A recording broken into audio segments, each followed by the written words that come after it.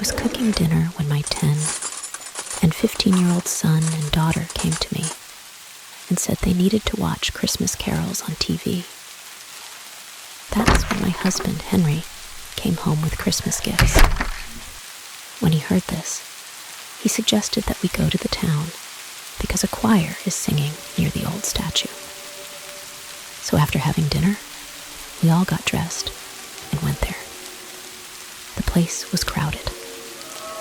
I didn't notice at first, but there was a wishing tree behind us.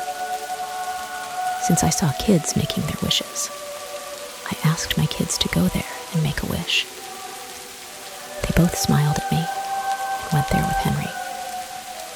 It was almost 10 p.m., so we took our kids and went home.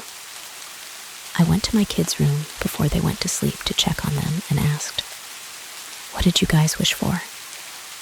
My daughter said she wished for new ballet shoes, and my son said he wished to see Grandpa once.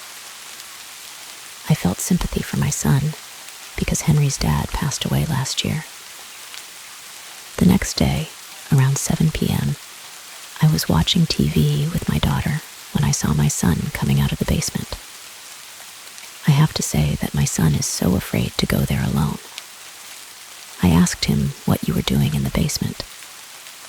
Then he said Grandpa was feeling cold, so I brought a blanket to him.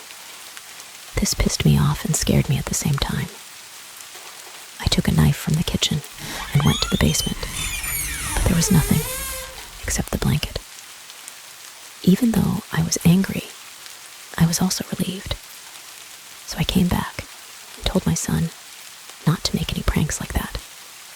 When Henry came home, I told him everything, but he just laughed it out. On the day of Christmas, we let our kids open their presents. They were happy. We bought ballet shoes for our daughter and a PlayStation for our son. When we were having dinner, my son came downstairs shouting that he had gotten a gift from his grandpa. When he showed it to us, Henry and I both looked at each other.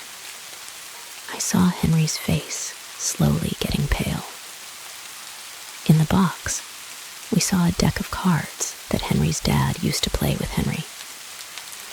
But the strangest thing is that we buried all his belongings that he adored when we buried him a year ago, and this deck was also there.